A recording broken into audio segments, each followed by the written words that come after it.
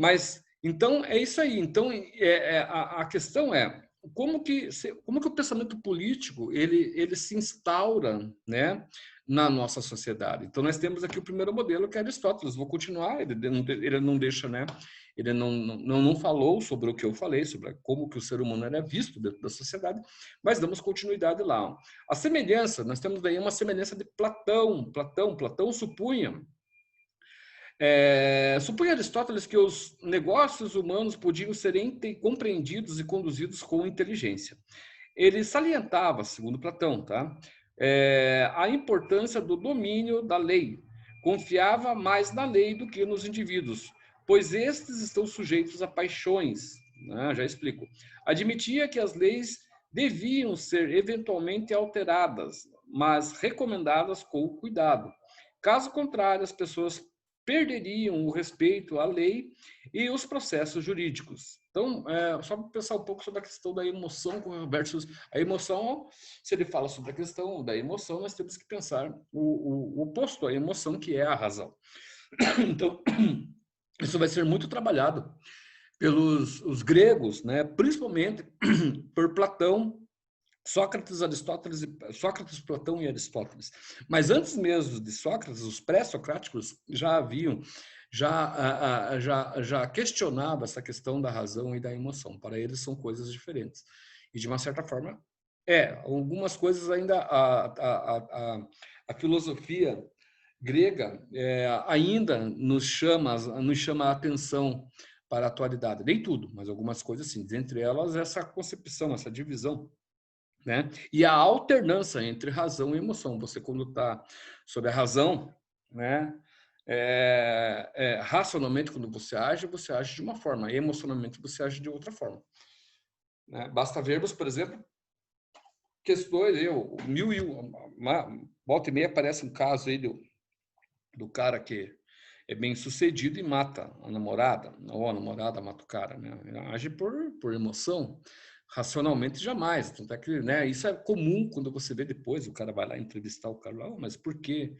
Pois estou arrependido, jamais eu farei isso. É a mesma coisa que o Platão e Aristóteles já pensavam isso lá no passado, da mesma forma.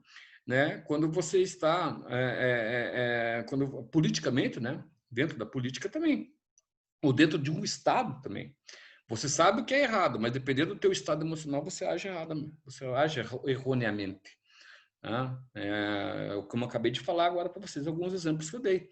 Né? Dependendo do teu estado emocional, você age de uma forma diferente daquilo que a razão, né, diferente daquilo que a razão estabelece como você deveria agir.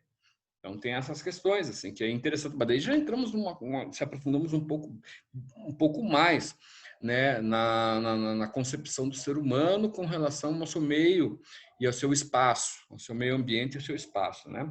Então, a tirania e a revolução, dizia Aristóteles, podem ameaçar o império da lei e o bem-estar do cidadão. Para evitar a revolução, o Estado precisa manter o espírito de obediência à lei. Eu já vou falar um pouco sobre isso. Os homens não deveriam considerar-se escravos por viver sob o domínio da Constituição, pois esta é a sua salvação. Bem, tudo bem. Mas ele está falando, deixa que fique bem claro, essa ideia aqui é para o cidadão grego, tá? Porque existem diferenças, e existe dentro, ele fala sobre escravidão, mas ele fala sobre a escravidão do cidadão grego. Tá? Tudo aquilo que está além da concepção da Grécia ali, eram coisas. Tá? Porque a Grécia ela só sobrevivia por causa das suas colônias, e as suas colônias eram ou estavam ligadas à submissão, exatamente à submissão dos gregos. Então, o Aristóteles aqui, ele considera o quem? Ele considera o cidadão grego, ele não considera todo mundo. Não é assim, tipo assim, você... Não, de forma alguma, cara. Então, existe a escravidão e o ser humano, o conceito de ser humano para ele está ligado a uma questão de nacionalidade, está ligado a uma questão de cultura. Lembra que nós começamos a falar sobre cultura? Então, está ligado a uma questão de cultura. Se você não pertence a essa cultura aqui, você não é ninguém. né? É como acontece hoje. O Aristóteles é muito bem visto hoje em alguns países que têm, de uma certa forma, esse mesmo pensamento. Ah, então, quem é você? Ah, eu sou o Luther do Brasil. Ah, então você não é ninguém. Você tinha que ser o Luther aqui dos Estados Unidos. Aí sim você é uma pessoa diferente. O Luther aqui da Suíça, o Luther aqui da Inglaterra, entendeu? Então, existem essas diferenças ainda hoje, né? Essa concepção de afastamento, essa concepção de regionalidade, de pertencimento, está aqui ligado a Aristóteles. Então, não achem que todo pensador grego, principalmente gregos, né? Não acho que são todos uns santinhos, não, que eles pensavam. Não, eles pensavam conforme a sua época também. Não estou também marginalizando os caras e falando assim, ah, não, esses caras são um bando de, sei lá, né? Como se chama o cara que é contra, que não gosta de quem vem de fora, qual é o preconceito que seja xenófobo, né? Ah, esses caras eram xenófobos. Eram, sim, mas estão ligados à sua cultura, à sua época. Também não tem como chegar assim e falar assim, olha, o princípio da xenofobia foi com esses caras. Não, com Platão, ou com Aristóteles, ou com Sócrates, ou pré-socráticos, né, que pensavam em sua cultura e etc. Não, também não dá para ser assim, porque eles estavam ligados, tinham um pensamento correspondente à sua época, à sua forma de pensar.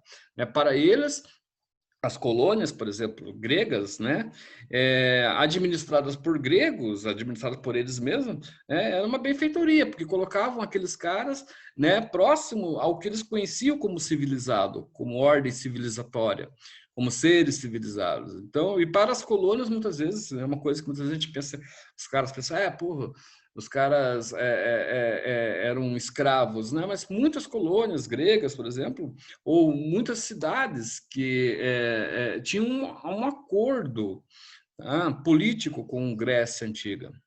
Então, eles se deixavam colonizar para se aproximarem daquele modelo de sociedade. Né? Na verdade, a gente, como eu falei, eu sempre cito que nós não estamos nós não nos distanciamos muito disso, nós não somos diferentes muito desses caras. Né? É pensar, por exemplo, que todo brasileiro, né, não todo, né, mas boa parte do Brasil também gostaria de estar onde? Gostaria de estar morando lá em qualquer cidade que os brasileiros amam. Boston, né? Cidade não, lá, região norte-americana, né? Gostaria de morar em Boston, entendeu? Muita gente, todo mundo, inclusive eu, né? Por quê?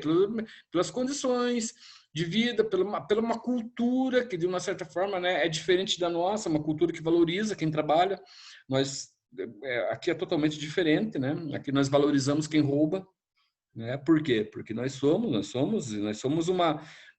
um retrospecto, também um retrospecto, mas nós somos um reflexo de quem está no poder.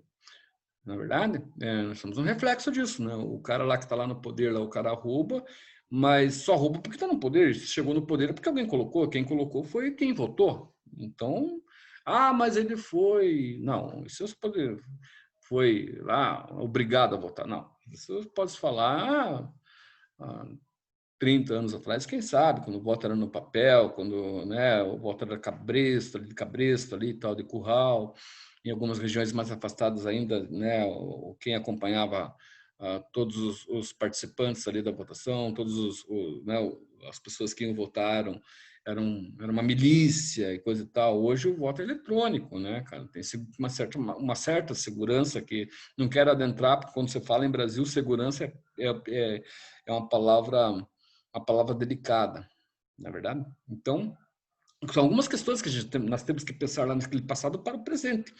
Por que a sociedade, né? Por exemplo, talvez nem saia daqui, né? Mas daqui da mochila, né? Por que a sociedade com 4.000 anos pensando, trabalhando, discutindo, né? Aceitando conceitos políticos gregos, principalmente gregos e romanos. Romanos é a formação de um Estado solidificado com o poder do exército, né? Mais propriamente dito. Mas também tem a base lá na Grécia Antiga. Mas por que em 4.000 anos as coisas não funcionaram? Por que em 4.000 anos existe a diferença social? Né? Mesmo com o cristianismo, o cristianismo, como eu falei para vocês, é bom vocês entenderem que o cristianismo ele passa por um momento, né, de transformação, porque no princípio existiam a concepção cristã era voltada a uma teoria baseada numa filosofia de mudança, né, uma filosofia que passava a perceber que o ser humano era igual a todo ser humano e tinha direito a tudo, como a política feita na Grécia Antiga, na Roma, para os gregos e para os romanos. O cristianismo ele busca um pouco, não, escuta, não é são gregos e romanos, é todo homem, é todo ser humano, né? Só que de repente o cristianismo desaparece também, se torna uma igreja, mas o conceito do cristianismo muda, ou melhor, não ressurge, né, quando deveria, não acontece quando deveria acontecer, quando se formam as sociedades a partir da Idade Média. Cadê eles? Né? Então, há de se perguntar, cadê esses conceitos? Cadê esses conceitos maravilhosos da política que a gente acha tão bonito, tão legal, mas só acontecem, parece que só acontecem lá. Acontecem lá, mas acontece de uma forma errônea, vocês têm que entender isso. Acontece para um grupo social. É por isso que um grupo social usufrui e goza, tá, desse direito e outros não. Vocês estão entendendo? A política, a base da política está aqui, ó, realmente, mas tem que entender o porquê disso tudo. A apostila deixa uma parte para vocês. Esse é o papel do professor. O professor chega e fala assim: vem cá, escuta, Aristóteles, ele viu o ser humano, o homem, né, livre, mas é o homem livre que ele via, que deveria ter a sua liberdade, era o grego. Não era o cara lá, lá da colônia norte-africana. Isso não. Isso é de escravo. Isso é coisa. Tá aqui, cara. Não está aqui especificamente, mas sou eu que estou falando. Se vocês quiserem, procurem saber mais, que vocês têm uma série de documentos na internet, no YouTube, enfim, né? Documentos que vocês podem. Tem bastante, muita tese desenvolvida a respeito disso, que fica legal vocês, se vocês. É aquela história, eu chego aqui e trago, eu dou a letra para vocês desenvolvem a palavra, a frase, e aí vai. Ok? Então vamos deixar quieto aqui, que já acabou a aula aqui. Até amanhã. Amanhã nós continuamos a aula. Bom